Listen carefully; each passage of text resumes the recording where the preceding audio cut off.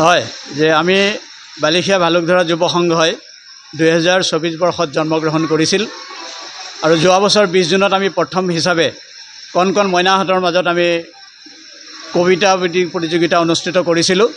বতৰ নেৰা নেপেৰা আছিল আৰু সেইবাৰে আমি প্ৰতিজ্ঞাবদ্ধ হৈছিলোঁ যে আমি এইবাৰ মানে 2025 চনত আমি অনুষ্ঠানটো মানে বহল ভিত্তিত অনুষ্ঠিত কৰিম।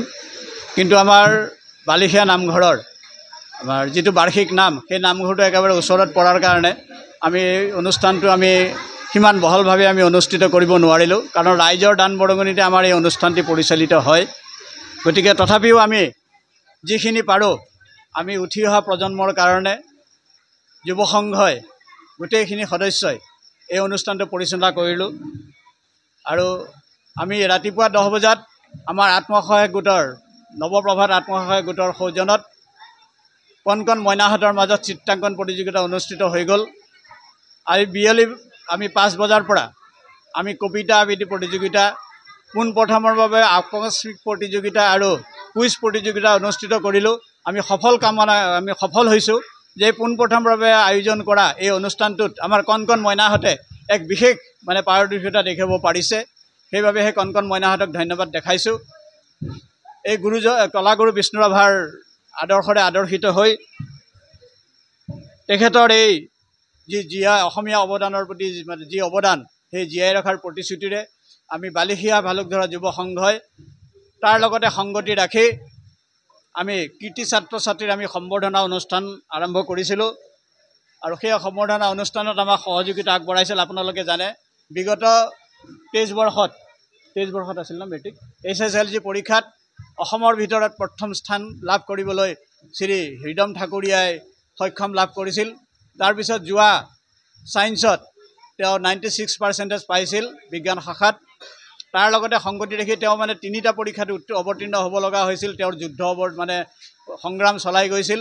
JEE মেইনত 99.89 তেওঁ মানে হেৰি হৈছিল 2252 তেওঁ মানে তেওঁৰ আছিল অল ইণ্ডিয়া ৰেংক আছিল।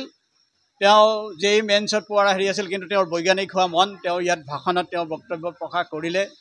আমি আমন্ত্ৰণ জনাইছিলোঁ ভাইমন দা চিৰিয়েলৰ এছিষ্টেণ্ট প্ৰডিউচাৰ চিনেমাৰ সহ পৰিচালক আৰু চিত্ৰনাট্যৰ সংলাপত সহযোগিতা আগবঢ়োৱা আমাৰ গাঁৱৰে সন্তান সঞ্জীৱ কলিতাই আমাৰ মাজত আহি তেওঁ বহুমূলীয়া ভাষণ আমাৰ উঠি অহা প্ৰজন্মক আকৰ্ষিত কৰিলে। তেখেতসকলকো ধন্যবাদ জনাইছোঁ। আমি আমন্ত্ৰণ জনাইছিলোঁ কৃতি ছাত্ৰ ছাত্ৰীসকলক হৃদম ঠাকুৰীয়াৰ লগতে উপাসনা বৰা, ঋষিকা মহন্ত, অক্ষিতা কেওট, চিন্ময় তালুকদাৰ, দীপিকা ডেকা, সাগৰিকা তামুলী, পোৱালী পাঠক আৰু জ্ঞানম কলিতাক। আমি আমন্ত্ৰণ জনাইছিলোঁ বিশেষভাৱে সমজিলাৰ আৰক্ষী অধীক্ষক শ্ৰীযুত ভাৰ্গৱমণি দাসক, আমাৰ গাঁৱৰে জোৱাই। আমি আমন্ত্ৰণ জনাইছিলোঁ, কিন্তু তেখেত আহিব নোৱাৰিলে। যি কি নহওক তেখেতৰো আমি তেওঁৰ এই প্ৰশাসনিক কাল উত্তৰোত্তৰ কামনা কৰিছোঁ, দীৰ্ঘায়ু কামনা কৰিছোঁ। আমি আমন্ত্ৰণ জনাইছিলোঁ আমাৰ এই যুৱক ভাৰতীয় সেনাবাহিনীত কৰ্মৰত স্বৰ্গীয় সুশীল তামুলীৰ সুযোগ্য সন্তান। যোৱা যি ইণ্ডিয়া পাকিস্তানৰ যুদ্ধ হৈছিল, চাম্বা চহৰত সন্মুখৰ পৰা তেওঁ মানে যুদ্ধ কৰি পাকিস্তানী সৈন্যক ঢুকে ঢুকে পানী খুৱাই পেলাই তেওঁ মানে নিহত কৰিছিল। লগতে আমাৰ ইণ্ডিয়ান সৈনিকো তেওঁৰ লগতে নিহত হৈছিল। তথাপিও যথেষ্ট সংখ্যক পাকিস্তানী সেনাক তেওঁ সন্মুখৰ পৰা মানে প্ৰতিহত কৰি নিহত কৰি ভাৰতীয় আমাৰ যি পতাকা ধ্বজা উত্তোলন কৰিলে।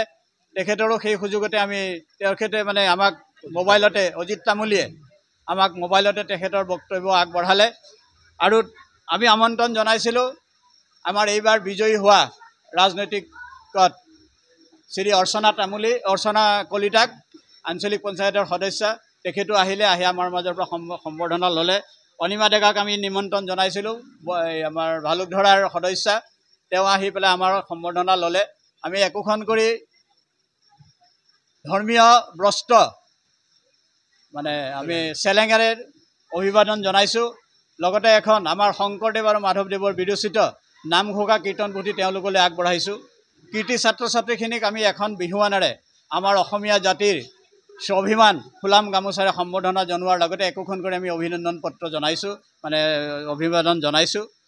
আমি বক্তব্য ৰাখিবলৈ আমন্ত্ৰণ জনাইছিলোঁ আমাৰ শিক্ষাগুৰু শ্ৰীযুত ৰমেশ চন্দ্ৰ বৰা ছাৰক। তেখেতেও বক্তব্য ৰাখিলে। আমি দুই এগৰাকী পুনৰ বক্তব্য ৰাখিবলৈ আমি জনাম। আমি ইয়াৰ পিছত বঁটা বিতৰণী অনুষ্ঠান। আজিৰ এই অনুষ্ঠানত আমাক সহযোগিতা আগবঢ়োৱা, এই কাৰ্যসূচী চলোৱাত আমাৰ বালিখিয়া নামঘৰৰ বন্তি প্ৰজ্বলক শ্ৰী বকুল দাসদেৱো আছে, তেখেতকো সম্বৰ্ধনা জনালোঁ। আমাৰ দুই বিচাৰক এই অনুষ্ঠান পৰিচালনা কৰিলে শ্ৰী জিতু কলিতা আৰু শেৱালী শইকীয়া, তেওঁতকো আমি ধন্যবাদ জনালোঁ। আমি ধন্যবাদ জনালোঁ আমাৰ কণ মইনাহঁতক। প্ৰথমবাৰৰ বাবে বিষ্ণু সংগীত প্ৰতিযোগিতা, বিষ্ণু সংগীত গীত পৰিৱেশন কৰিলে। আমি এই কণ মইনা গোটেইকেইটাৰে নাম মানে ক'বলৈ মই এতিয়া অপাৰক, এই প্ৰত্যেকগৰাকী মানে আমাৰ এই কণ মইনাহঁতলৈ আমি আন্তৰিক ধন্যবাদ জনালোঁ যে মানে কলাগুৰুৰ যিটো তেওঁলোকে প্ৰতিভা বিকাশ কৰিলে, পুনৰবাৰ ধন্যবাদ জনালোঁ। আমি ধন্যবাদ জনালোঁ আজিৰ এই সভাত উপস্থিত থাকি সকলো ৰাইজে আমাৰ এই অনুষ্ঠানটি পৰিচালনা কৰাত যি সহযোগিতা আগবঢ়ালে। আমি সহযোগিতা আগবঢ়োৱাৰ বাবে ধন্যবাদ জনালোঁ। আমাৰ যুৱ সংঘৰ যি চালিকা শক্তি, আমাৰ নামঘৰৰ যি চালিকা শক্তি, আমাৰ যিসকল যুৱক যুৱতী, সেইসকলক আমি ধন্যবাদ জনালোঁ।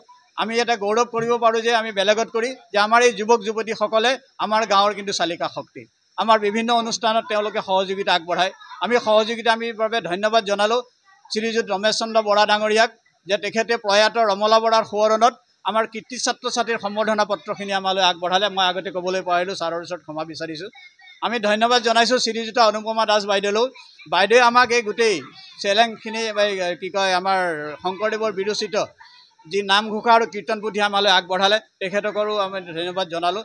ধন্যবাদ জনালোঁ আমি ইনু খাউন ডাঙৰীয়ানী বাইদেউলৈ, যে এই যি আমাৰ আজিৰ এই বিহুৱান, যি ফুলাম গামোচা আৰু আমাৰ এই যি আমাৰ ধৰ্মীয় বস্ত্ৰ, আমাৰ কি কয় চেলেং আগবঢ়ালে, তেখেতকে ধন্যবাদ জনালোঁ। আৰু প্ৰত্যেকগৰাকীলৈ ধন্যবাদ জনালোঁ। আমি পুনৰবাৰ ধন্যবাদ জনালোঁ আমাক এটি আকস্মিক ভাৱে ফটকৈ গীত এটি পৰিৱেশন কৰাৰ বাবে আমাৰ গাঁৱৰে বোৱাৰী আমাৰ কংগনা বৰা, তেখেতৰ হাজবেণ্ডো এজন উচ্চ পদস্থ আৰক্ষী বিষয়া, তেখেতসকলক এই সুযোগতে ধন্যবাদ জনালোঁ।